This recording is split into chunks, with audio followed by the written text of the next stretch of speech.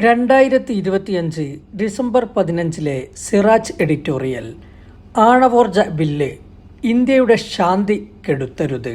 ഏറെ ദൂരവ്യാപക പ്രഭാവമുണ്ടാക്കുന്ന 2 ബില്ലുകൾക്കാണ് കഴിഞ്ഞ ദിവസം കേന്ദ്രമന്ത്രിസഭ പച്ചക്കൊടി കാണിച്ചത്.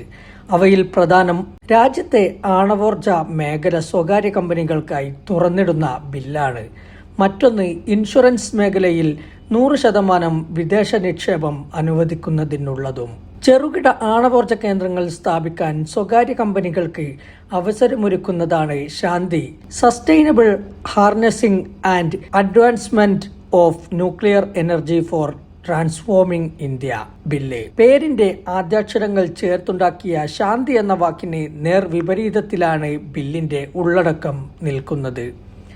ഏറെ അപകടം പിടിച്ചതും നിരവധിയായ സുരക്ഷാ പാരിസ്ഥിതിക പ്രശ്നങ്ങൾ ഉൾക്കൊള്ളുന്നതുമായ ആണവ മേഖലയുടെ സ്വകാര്യവൽക്കരണം സർക്കാർ അവകാശപ്പെടുന്ന തരത്തിൽ ഊർജാവശ്യത്തിനുള്ള അനിവാര്യ ചുവടുമാറ്റം മാത്രമായി കാണാനാകുമോ? എന്തെന്ത് താൽപര്യങ്ങളാണ് ഈ നീക്കത്തിന് പിന്നിലുള്ളത്? US അടക്കമുള്ള വൻ ശക്തികളുടെ ഇടപെടൽ എത്രമാത്രമുണ്ട്? 2008 ഒപ്പുവെച്ച ഇന്ത്യ US സിവിൽ ആണവ കരാറിന്റെ ഭാഗമായ ആണവ വാണിജ്യ സാധ്യതയാണ് പുതിയ ബില്ല് തേടുന്നത്. ഇതിനായി ആണവ കമ്പനികൾക്ക് ഇളവുകൾ അനുവദിക്കുകയാണ് ബില്ലിന്റെ ലക്ഷ്യം. ആണവ സുരക്ഷ മുൻനിർത്തി 2010 പാസാക്കിയ civil liability for nuclear damage നിയമത്തിലെ വ്യവസ്ഥകൾ കമ്പനികൾക്ക് വേണ്ടി നേർപ്പിക്കുന്നു.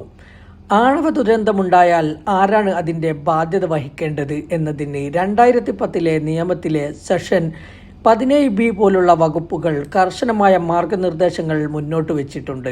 അപകടത്തിന്റെ ബാധ്യത പൊതുജനങ്ങളിലേക്ക് നൽകി നിക്ഷേപകരെ തടിയുരാൻ സഹായിക്കുന്നതാണ് പുതിയ ശാന്തി ബില്ല്. ഫോസിൽ ഇന്ധനങ്ങളുടെ അമിതോപയോഗം കാലാവസ്ഥാ പ്രതിസന്ധിയുടെ ഗതിവേഗം വർദ്ധിപ്പിക്കുന്ന സാഹചര്യത്തിൽ ചെറുതും വലുതുമായ ആണവ നിലയങ്ങളാണ് പരിഹാരമെന്ന നിലപാടാണ് കേന്ദ്ര സർക്കാരിന്. ഫോസിൽ ഇന്ധനങ്ങളിൽ നിന്ന് മാറുന്നതിന് ആവശ്യമായ സ്ഥിരതയുള്ള ഉയർന്ന ഉൽപാദനക്ഷമതയുള്ള കുറഞ്ഞ കാർബൺ അടിസ്ഥാന ഊർജ സ്രോതസ് ആണവോർജത്തിലൂടെ ലഭ്യമാകുമെന്നാണ് സർക്കാർ വാദം. 2047 കുറഞ്ഞത് 100 ജിഗാവാട്ട് വൈദ്യുതി ഇന്ത്യക്ക് വേണ്ടി വരുമെന്ന ന്യായം മുൻനിർത്തിയാണ് ബില്ല് കൊണ്ടുവന്നിട്ടുള്ളത്. ഇന്ത്യയുടെ ആണവോർജ മേഖലയ്ക്ക് സമഗ്ര നിയമ ചട്ടക്കൂട് നൽകാൻ ബില്ലിന് സാധിക്കുമെന്നും സർക്കാർ പ്രതീക്ഷിക്കുന്നു.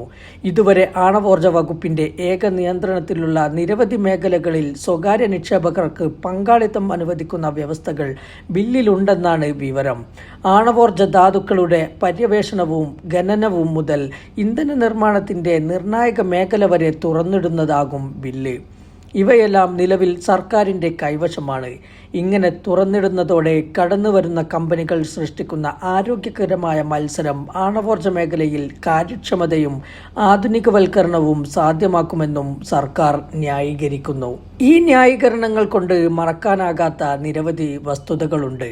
ബില്ല് നിയമമാക്കും മുമ്പ് കേന്ദ്ര സർക്കാർ അവ ഗൗരവപൂർവ്വം കണ്ടേ തീരൂ. നിലവിലെ നിയമനിർമ്മാണം ഫോസിലിതര ഊർജ സ്രോതസ്സിനുള്ള ചുവടുവെപ്പാണെന്ന് പറയുന്നത് യാഥാർത്ഥ്യമല്ല. മറിച്ച് സ്വകാര്യ കോർപ്പറേറ്റുകൾക്ക് സാമ്പത്തികവും നിയമപരവുമായ രക്ഷാകവചം സൃഷ്ടിക്കുന്നതിനുള്ളതാണ് ബില്ല്. ഇതുയർത്തുന്ന സുരക്ഷ, മാലിന്യ സംസ്കരണ പ്രശ്നങ്ങളാണ് ഏറ്റവും പ്രധാനം. ചെർണോബിലും ഫുക്കുഷിമയുമെല്ലാം ലോകത്തിന് മുമ്പിലുള്ള ഭീകരമായ അനുഭവങ്ങളാണല്ലോ. ചെറിയ ആണവ അപകടങ്ങൾ പോലും ഉണ്ടാക്കുന്ന കെടുതികൾ വർഷങ്ങളോളം നിലനിൽക്കുന്നതാണ്. പാരിസ്ഥിതിക പ്രശ്നങ്ങൾ ഒരിക്കലും പരിഹരിക്കാനാകാത്തതുമാണ്. റേഡിയോ ആക്റ്റീവ് മാലിന്യങ്ങൾ ഉയർത്തുന്ന ഈ അപകട സാധ്യത ഒരു ടൈം ബോംബിനെ പോലെ ലോകത്തെ ചൂഴ്ന്നു നിൽക്കും. സർക്കാരിന്റെ നിയന്ത്രണങ്ങളിൽ നിന്ന് പുറത്തുള്ള ഈ കമ്പനികൾക്ക് തങ്ങൾ ഉൽപ്പാദിപ്പിക്കുന്ന വൈദ്യുതിക്ക് സ്വന്തം നിരക്ക് നിശ്ചയിക്കാവുന്ന സ്ഥിതിയുണ്ടാകുമെന്ന ആശങ്കയും വിദഗ്ധർ പങ്കുവെക്കുന്നു. ഈ ബില്ലിലടങ്ങിയ സാമ്പത്തിക ഇളവുകളുടെ സാധ്യതയും ചില വിദഗ്ധർ ചൂണ്ടിക്കാട്ടുന്നുണ്ട്. നിക്ഷേപകർക്ക് ഉദാരമായ വായ്പാ ഗ്യാരണ്ടികൾ, നികുതി ഇളവുകൾ, നേരിട്ടുള്ള സബ്സിഡികൾ എന്നിവ ലഭിച്ചേക്കും.